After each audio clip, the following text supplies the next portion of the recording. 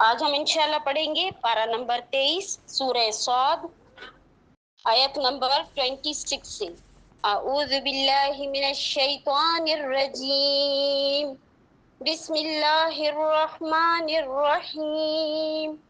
یا داود انا جعلناک خلیفۃ فی الارض فاحكم بين الناس بالحق ولا تتبع الهوى فيضلك عن سبيل الله إن الذين يضلون عن سبيل الله لهم عذاب شديد بما نسوا يوم الحساب۔ صدق اللہ العظیم۔ جزاک اللہ خیرا۔ کرکری ہڈی تھی لیکن پھوٹے کے لیکن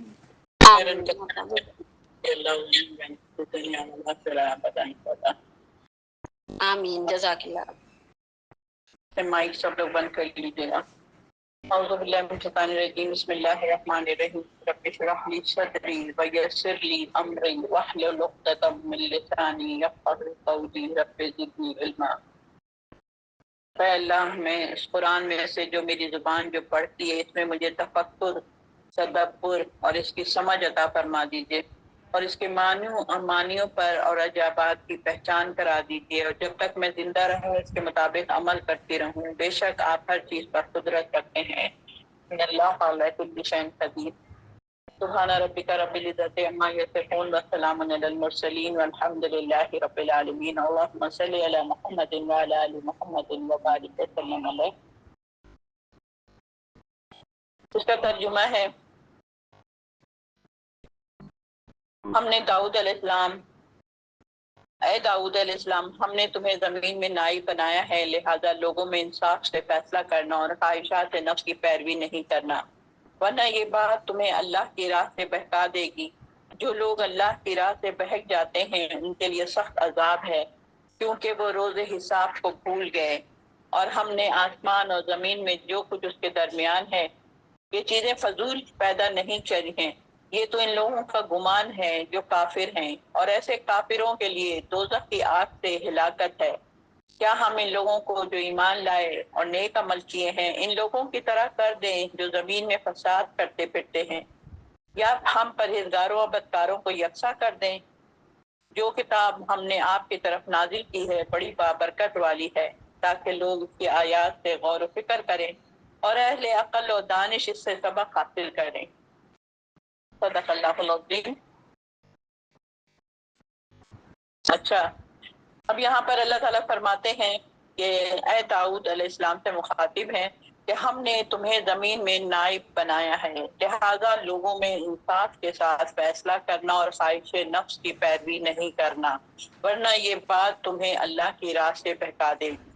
یہاں پر کیا بات ہو رہی ہے؟ سب سے پہلی بات ہے کہ اللہ تعالیٰ نے داؤد علیہ السلام کو کہا کہ میں نے تمہیں زمین میں نائب بنایا ہے، یعنی تم میرا کام کرنے کے لیے دنیا میں گئے ہو، تم کو میں نے رسول بنایا ہے، پیغمبر جتنے بھی بھیجے، رسول بھیجے، اور اب ہمیں اور آپ کو اللہ تعالیٰ نے بھیجا۔ تو یہاں پر داؤد علیہ السلام نے بھی یہی کام کیا کہ وہ نائب تھے اللہ کے، ٹھیک ہے، رسول کے ساتھ ساتھ نائب بھی تھے۔ نائب کسے کہتے ہیں؟ جو اللہ کا کام کرنے والے ہوتے ہیں، وہ نائب کہا جاتا ہے۔ تو یہاں پر انہوں نے کہا کہ تم ان کی پیروی نہ کرنا،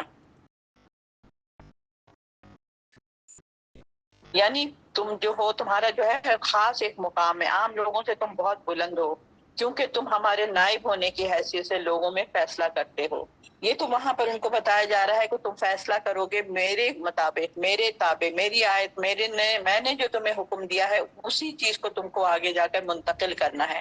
اسی طرح میں اور آپ جو ہم لوگ جو پورے امت وسط ہے، امت نبی صلی اللہ علیہ وسلم کی امت ہے، اور جتنی بھی ہم لوگ امت ہے، جہاں جہاں بھی جس دنیا کے جس کونے میں بھی ہیں، ہم سب کو بھی یہی کام ہے کہ ہم اللہ کے نائب ہیں اور ہمیں اللہ کا پیغام دوسروں تک پہنچانا ہے، ٹھیک ہے، اور ہم یہ کام کرتے بھی ہیں، کیونکہ ہمارے جو بچے ہمارے گھروں میں پیدا ہوتے ہیں انہیں ہم ہی سکھاتے ہیں کہ کلمہ ایسے پڑھتے ہیں، اللہ یہ ہے، محمد صلی اللہ علیہ وسلم یہ ہے، قرآن ایسے پڑھنا ہے، یہ ایسے ویسے، جو بھی چیزیں ہم دین کی باتیں سکھاتے کچھ وہ اپنے سے سیکھتے ہیں بڑے ہو کر، اور کچھ خود ہم سے سیکھتے ہیں، تو یعنی کہ ہم لوگ وہ کام کر رہے ہوتے ہیں بظاہر دیکھا جائے تو یہاں پر اسی طریقے سے جہاں جہاں پر اگر معاشرے کے اندر گندگی بھی ہوگی تو اسے بھی ہمارا اور آپ کا، ہم سب کا یہ کام ہے پھر اس کے اندر سے ہم کام صحیح کریں.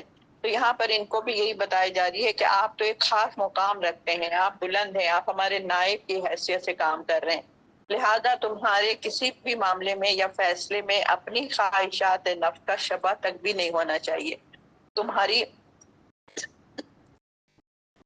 تمہاری اپنی کوئی خواہش نہیں ہونی چاہیے، یا تمہارا اپنا کوئی فیصلہ نہیں ہونا چاہیے، یا تمہارا اپنا کوئی حکم نہیں ہونا چاہیے.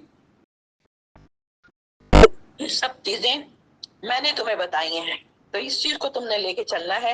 اپنی خواہشات نفس یا اپنے لوگوں کے لیے فیصلہ کر دینا، دوسروں کے لیے نہیں کرنا، اپنے لیے اچھا سوچنا، اپنے خاندان والوں کے لیے اچھا سوچنا، ایسا کچھ نہیں ہے، بلکہ تمہیں آپ کے ساتھ میرے حکم کی بات ماننی ہے. اس سے ہمیں بھی یہ سبق ملتا ہے کہ ہم بھی اسی طرح کرنا ہے کہ ہمیں اپنے خاندان کو نہیں دیکھنا ہے، اپنے بچوں کو نہیں دیکھنا ہے، بلکہ انصاف کے ساتھ ہم نے فیصلہ کرنا ہے جو سب کے لیے ہے، اور اللہ کو جو چیز اللہ نے کہی ہے اس کے مطابق فیصلہ کرنا ہے، کیونکہ یہی یہ چیز ہے جو اللہ کی راہ ہے جو ہے اس کو بہکا سکتی ہے، اور بہکا دے گی تو پھر وہ انسان کہاں چلا جائے گا؟ جہنم کی وادی میں چلا جائے گا. تو ہم اللہ کے تابع ہیں، اللہ کے حکم کے تابع ہیں، اللہ کے قرآن کے مطابق ہی ہم نے دوسروں کو بات سمجھاتے ہیں. اچھا، پیروی نہ کرنا، ورنہ یہ بات تمہیں اللہ کی راہ سے بہکا. جو لوگ اللہ کی راہ سے بہک جاتے ہیں، جو لوگ اللہ کی راہ سے بہک جاتے ہیں ان کے لیے سخت عذاب ہے، کیونکہ وہ روز حساب کو بھول جاتے ہیں. کون لوگ بہکتے ہیں؟ جو اپنی خواہشات نفس کے ساتھ لگ جاتے ہیں، جو اپنی خواہشات کو آگے کر دیتے ہیں اور اللہ کے احکامات کو پیچھے کر دیتے ہیں. تو وہ لوگ کیا ہوں گے؟ پھر بہکے ہوئے لوگ ہوں گے. جب بہک جاتا ہے انسان تو پھر کیا ہوتا ہے؟ اللہ کو بھول جاتا ہے، اللہ کی آیتوں کو بھول جاتا ہے، اور پھر اس کے بعد کہاں چلا جاتا ہے؟ سخت عذاب میں. اللہ تعالیٰ فرماتے ہیں، اللہ سبحانہ تعالیٰ فرماتے ہیں کہ ان کے لیے بڑی سخت عذاب ہوگا. تو وہاں پر اپنی خواہشات نفس کے نہیں، بلکہ اپنی خواہشات کے نفس کے پیچھے اس وقت لگتا ہے جب اللہ کے حساب کے دن اس کو کسی کو یاد نہیں رہتا ہے کہ ہمیں اللہ کے پاس جانا ہے اور اس کا حساب دینا ہے. اور زیادہ تر لوگوں کے ذہن میں یہ بات ہوتی ہی نہیں ہے کہ مجھے مرنا بھی ہے اور مجھے جا کر حساب بھی دینا ہے. جو ابھی میں نے اس وقت جو غلط کام کیا ہے اس کا مجھے حساب دینا ہے. اس وقت جو غلط کام کرتے ہیں اس وقت کی ہمیں فکر نہیں ہوتی ہے. اگر اس وقت ہمیں اللہ یاد آ جائے تو ہم ہو سکتا ہے کہ توبہ استغفار کر لیں، اور آئندہ ہم خیال رکھیں گے کہ ایسا ہم سے کچھ سرزد نہ ہو جائے. اگر اللہ کے سامنے جواب دہی کے تصور آنکھوں کے سامنے رہے تو انسان خواہشات نفس کی قطعی پرواہ نہیں کرے گا. اس کو اپنے نفس کا کوئی فکر نہیں ہونی چاہیے، کیونکہ اس کو اللہ کا پتہ ہے کہ مجھے جواب دہی کرنی ہے، ایک دن ایسا آئے گا. اور جو شخص یوم حساب کو بھول گیا تو لازماً اس نے اپنی زندگی کو شتر بے مہار کی طریقے سے چھوڑ دیا، جیسے مرضی آ رہی، جہاں دل جا رہا چلے جا رہے ہیں. جیسے کہ کل ایک بڑی اچھی مثال ہم لوگ پڑھ رہے تھے کہ ہم مسلمان جو ہیں، ہم لوگ ایک جس طریقے سے ایک گھوڑا ہوتا ہے اس کو ہم کسی کھوٹی کے ساتھ یا کسی چیز کے ساتھ اس کو ہم باندھ دیتے ہیں تاکہ یہ گھوڑا ادھر ادھر بھاگ نہ جائے اور ادھر ادھر چگنے نہ لگے. اب کچھ گھوڑے ہوتے ہیں جو آزاد پھر رہے ہوتے ہیں، اس کی رسی بندھی بھی نہیں ہوتی ہے، تو وہ جس کھیت میں جاتا ہے، جہاں جہاں ہری ہری گھاس دیکھتا ہے وہاں پر وہ شروع ہو جاتا ہے. تو ہم مسلمان جو ہے ایک بندھے ہوئے کھوٹے کی طرح ہے. ہماری ایک حد بتا دی گئی ہے کہ یہ تمہاری حد ہے، اس سے تم نے کراس نہیں کرنا ہے، تم نے اپنے خواہشات نفس کے پیچھے نہیں چلنا ہے. ہم بندھے ہوئے گھوڑے کی طرح ہیں کہ ہم کھوٹے سے بندھے ہوئے ہیں، ہم مسلمان ہیں. ہم کھلے ہوئے آزاد نہیں کہ آزاد شتر پر مہار، جہاں جب دل چاہا جیسے دل چاہا جو بھی اللہ تعالیٰ کی نافرمانی کرنی ہے آرام سے کرو. کسی کو غیبت کر لو، کسی کو برائی کر دو، کسی کا برا چاہ لو، خود اپنے لباس کا خیال نہ رکھو، اپنے پردوں کا خیال نہ رکھو، اپنی زبان کا خیال نہ رکھو، اپنے رشتے داروں کا خیال نہ رکھو. تو یہ ساری چیزیں جو ہے ہمیں آزاد ہم نہیں ہیں، کیونکہ ہم کلمہ پڑھنے والے مسلمان ہیں. تو ہمیں اپنے ہر وقت اپنی خواہشات نفس کو اپنے پاس دبا کے رکھنا پڑے گا، ورنہ پھر ہم بھول جائیں گے اس چیز کو. اور پھر اس کے بعد جب بھول جائیں گے تو اس کا کیا ہوگا؟ شدید عذاب کی صورت میں ہمیں بھگتنا پڑے گا، شدید قسم کا عذاب کی شکل میں بھگتنا پڑے گا. کس کو بھگتنا پڑے گا؟ خود کو، خود اپنے آپ کو. ہم نے خود اپنے لیے یہاں پر وہ کیا تھا کہ ہم نے سوچا تھا دوسروں کا نقصان کروں گے تو میرا فائدہ ہو جائے گا، لیکن دراصل اس کا تو کچھ بھی جو ہوا یا نہیں ہوا، لیکن ہمارا تو نقصان ہو ہی گیا. تو ہمیں بار بار اپنے آپ کو چیک کرتے رہنا ہے کہ میں صحیح چل رہی ہوں زندگی میں یا نہیں. تو یہاں پر تمہیں جو لوگ اللہ کے راستے بہک جاتے ہیں ان کے لیے عذاب ہو جاتا ہے، ان کے لیے سخت عذاب ہے، کیونکہ وہ روز حساب کو بھول جاتے ہیں۔ تو اور ہم نے آسمان اور زمین اور جو کچھ اس کے درمیان میں ہے، یہ سب چیزیں ہم نے فضول پیدا نہیں کی ہیں، فضول پیدا نہیں کی ہیں۔ زمین آسمان میں تو سمجھ میں آتی ہے، اور بیچ میں کیا چیزیں ہیں بھائی، ان کے درمیان میں ہے، یہ چیزیں فضول پیدا نہیں کی ہیں۔ درمیان میں بادل بھی ہیں، درمیان میں بہت ساری چیزیں ایسی ہیں، فرشتے بھی آ رہے ہیں جا رہے ہیں، روحیں بھی آتی ہیں جاتی ہیں، تو بیچ میں سے ہی گزر کے اوپر جاتی ہیں نا، اوپر سے ہی گزر کے نیچے آتی ہیں۔ تو یہ ساری چیزیں ہیں ہمارے پاس۔ روز جزا جو ہے وہ عقلی دلیل ہو، دنیا کھیل تماشا نہیں ہے۔ آپ اپنی عقل سے سوچئے کہ یہ دنیا اللہ نے کیوں بنایا ہے، کیا بنایا ہے، یہ کوئی تماشا کھیل نہیں ہے۔ ایک جگہ پہ اللہ فرماتے ہیں، اور یہ دنیا کو سمجھتے ہیں کہ دنیا کھیل تماشے کے سوا اور کچھ بھی نہیں ہے۔ دل لگی، ظاہری ٹیپ ٹاپ، دوسروں کو دکھانا، اور اس کے بعد دل لگی کے ساتھ یہ سب چیزیں ہیں، کھیل تماشا۔ تو کھیل تماشے کا میں نے اس دن بتایا تھا آپ لوگوں کو کہ دنیا میں کتنے سارے کھیل ایجاد ہو گئے ہیں، اور روز بروز ایجاد ہو جائے۔ کبھی ہم نے پب جی کا نام سنا تھا، کبھی ہم نے اس قسم کے جو گیمز آج کل چل رہے ہیں سب کا نام سنا تھا، لیکن اب یہ پتہ نہیں کہاں کہاں سے یہ ساری چیزیں آ گئی ہماری زندگی میں، اور جو بھی چیزیں ہیں۔ اب نبی صلی اللہ علیہ وسلم کے زمانے میں کیا کھیل ہوتا تھا؟ اس طرح کا کھیل تو نہیں ہوتا تھا، لیکن کھیل کھیل کی طرح سے انسان کرے۔ آپ صلی اللہ علیہ وسلم کے زمانے میں لوگ کشتی کرتے تھے، یہ کرتے تھے، تو وہ اپنی صحت کے لیے، اپنی طاقت کے لیے، اور یہ چیز، اور جہاد کے لیے سب سے بڑی بات۔ تو یہاں پر یہ چیزیں ہیں کہ ہم لوگ فضول کھیل میں لگے ہوتے ہیں جس کا کوئی حاصل نہیں ہوتا ہے۔ تو یہاں پر فضول کھیل ہوتی ہے، یعنی کہ کائنات کو محض ہم نے کھیل اور کے طور پر پیدا نہیں کیا ہے جس کا کوئی مقصد نہیں ہے، کوئی غرض اور کوئی حکمت نہ ہو، بلکہ اس سے اچھے یا برے فعل کا کوئی نتیجہ برآمد نہ ہو۔ اور اس کائنات میں انسان کو اس لیے بھی ہم نے پیدا کیا کہ بے لگام ہو جائے، جو کچھ چاہے کرتا پھرے، اور اسے کوئی باز پرس نہیں کی جائے گی۔ ایسا کچھ نہیں ہے، تم مستقل میری نظروں میں ہو کہ تم کر کیا رہے۔ ایک ایک چیز پر میں نے تمہارے پر نظر رکھا ہوا ہے، حتیٰ کہ میں تمہارے دلوں کے اندر کے بھی حالات کی مجھے خبر ہے کہ تم کیا سوچ رہے ہو۔ جب جہاد کے لیے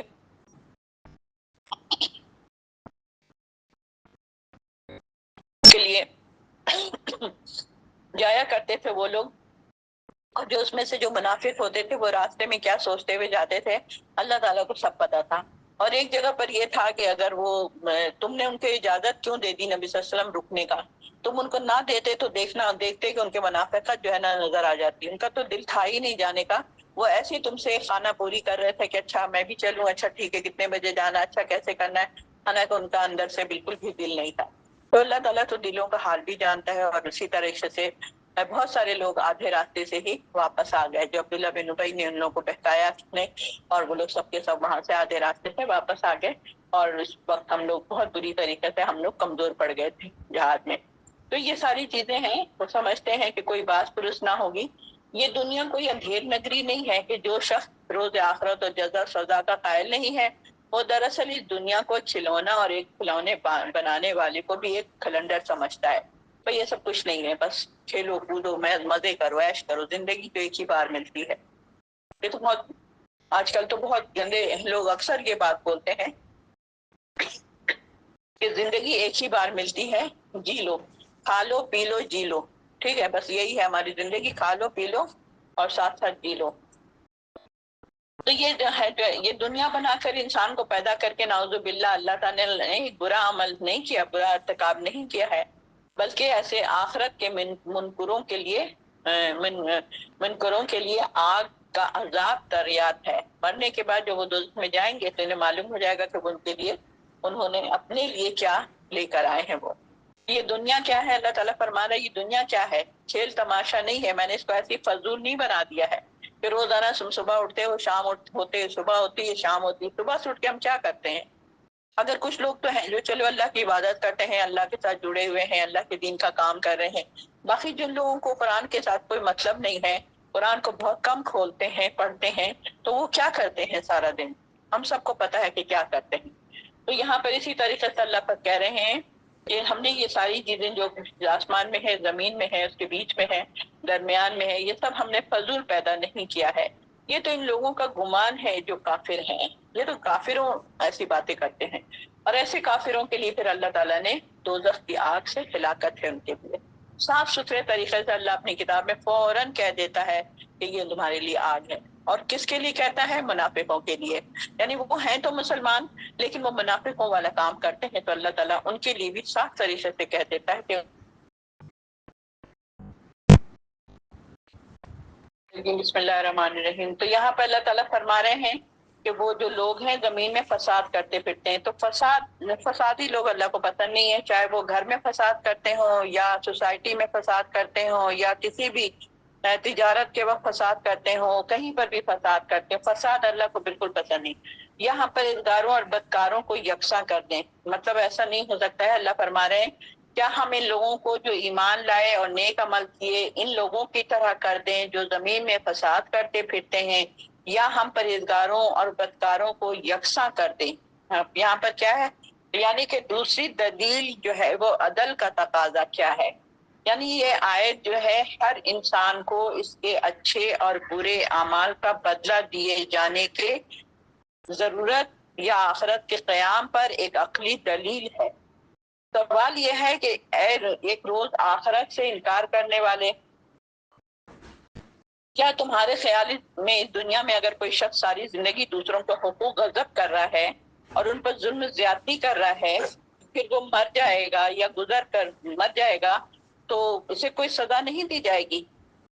یا ایک انسان خود تکلیف اٹھا کر دوسروں کی بھلائی اور ہمدردی کر رہا ہے اور ساری زندگی دکھوں میں گزار کر وہ مر گیا تو کیا اسے اس کے نیک اعمال کا کچھ بدلہ نہیں دیا جائے گا؟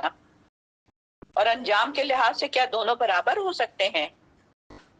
ظاہر بات ہے کہ یہ کائنات کہ اگر آخرت کا قیام اور انسان کے اعمال کا محاسبہ نہ ہو تو اس سے ایک تو اللہ کی حکمیت اور عدل کی نفی ہو جائے گی. اللہ حکمت والا ہے اور عدل والا ہے تو اس کی نفی ہو جائے گی. دوسری، یہ کائنات کا پورا نظام ایک بیکار اور اندھا دھن نظام بن جائے گا. اگر اللہ بھی اپنے حساب سے کام نہیں کرے گا جو روز جزا کا مالک ہے تو پھر یہ تو دنیا ہی پھر خراب ہو کے رہ جائے گی. اس میں کوئی اچھا کبھی ہو ہی نہیں سکتا کیونکہ ہمارا جو حاکم ہے جو ہمیں صحیح فیصلہ کرنے والا ہے وہی اگر غلط ہو تو نعوذ باللہ کیا اللہ ان چیز پر ایسا کرے گا کہ تم لوگ دونوں جو ہو پرہیزگار اور بدکار کو ہم یکساں کر دیں گے؟ لا سورہ حشر میں فرماتے ہیں نا، میں بار بار پڑھتی ہوں، لا یستوی اصحاب النار و اصحاب الجنہ، اصحاب الجنہ هم الفائزون. جنت میں جانے والے اور جہنم میں جانے والے ایک جیسے نہیں ہو سکتے. جنت میں جانے والے ہی دراصل کامیاب ہیں. تو یہ صاف طریقے سے اس کو سمجھا دیا گیا ہے. اللہ تعالیٰ خود ہی فرماتے ہیں کہ دیکھو ان لوگوں کی طرح نہیں ہو جانا، نیک عمل کرنا اور ان کی طرف فساد مت پھیلانا زمین میں، یا ہم پرہیزگاروں اور بدکاروں کو یکساں کر دیں. ایک جیسا تو نہیں ہو سکتے دونوں. جو کتاب ہم نے آپ کی طرف نازل کی ہے بڑی برکت والی ہے.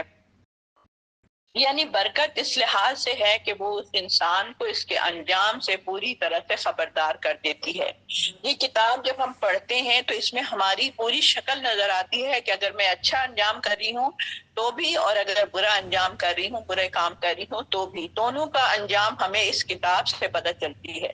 یہ خبردار ہمیں کرتی ہے اور دلائل سے ہر بات سمجھاتی ہے، دلائل کے ساتھ، اور اخروی فلاح کے طریقے بتاتی ہے. تمہاری فلاح کس میں ہوگی؟ اخروی آخرت کی فلاح تمہاری جب تم اللہ کے پاس جاؤ گے اس وقت تمہارے لیے کیا ہوگا، تو اس کو فلاح کا طریقہ بتاتی ہے. فلاح پا گیا وہ جس نے قرآن پر عمل کیا، جس نے قرآن کو پڑھا اس پر عمل کیا، وہی فلاح پائے گا. تو یہاں پر یہ کتاب کیا ہے؟ ایک فلاح دینے والی کتاب ہے اور وہ زندگی کے ہر پہلو کی رہنمائی کرتی. ہر پہلو آپ کوئی ایک چیز بھی کہیں، سوچیں آپ لوگ اس بات کو کہ یہ والا پہلو، ہاں یہ بھی اللہ، یہ والا پہلو، ہاں یہ بھی اللہ تعالیٰ کہتے ہیں، ہاں یہ بھی، اس کے بارے میں بھی کوئی نہ کوئی آیت اتاری ہے. اللہ نے عدل کیسے کرنا ہے، یتیموں کے ساتھ کیسے کرنا ہے، بیواؤں کے ساتھ کیسے کرنا ہے، بچوں کے ساتھ کیسے کرنا ہے، میاں بیوی کے ساتھ کیسے کرنا ہے، ہر ایک کے بارے میں اللہ تعالیٰ نے، مسافروں کے لیے کیسے، قیدیوں کے لیے کیسے، ہر ایک کے لیے اللہ تعالیٰ نے ہمیں رہنمائی کے پہلو بتائے ہیں. اور اس کی پیروی میں انسان کا فائدہ ہی فائدہ ہے، نقصان کا تو کوئی سوال ہی پیدا نہیں ہوتا ہے. جیسا اللہ نے کہا تھا ہم ویسی کر رہے ہیں، جیسا اللہ نے کہا تھا ہم ویسی کر رہے ہیں، تو پھر اس میں کہاں سے نقصان ہو سکتا ہے؟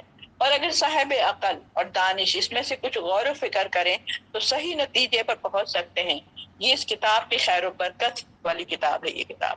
اس کتاب کو پڑھتے جائیں اور اپنے آپ کو سیدھا کرتے جائیں.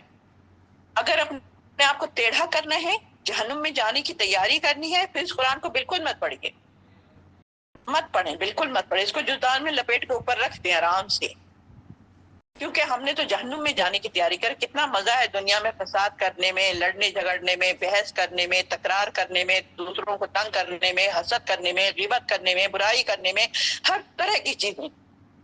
ابھی میں آپ لوگ کو پڑھاؤں گی 4 بجے انشاءاللہ اسی زوم پر خود بات.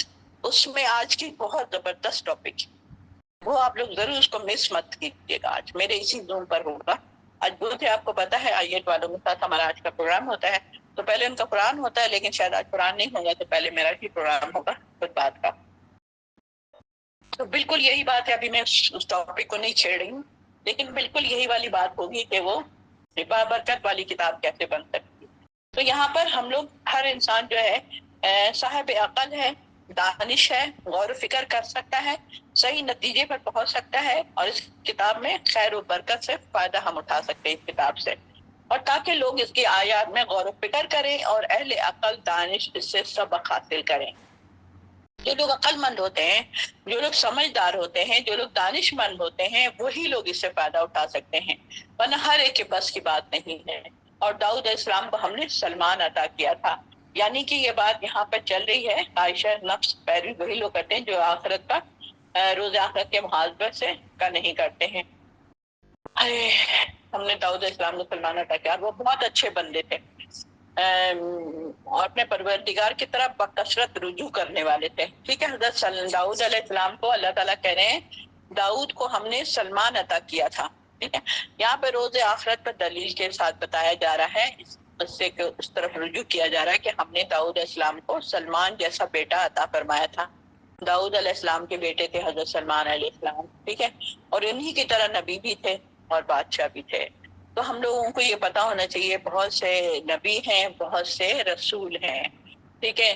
تو جو نبی ہوتا ہے وہ اپنی موت سے، اللہ کی موت سے وہ ختم ہوتا ہے، اور جو رسول ہوتے ہیں تو وہ جو ہے اکثر مطلب ان کو قتل کر دیا جاتا ہے، مطلب وہ قتل ہوتے ہیں. لیکن جو نبی ہوتے ہیں، جیسے عیسیٰ ابن مریم، عیسیٰ علیہ السلام کو اٹھا لیا گیا تھا جب ان کو بولو.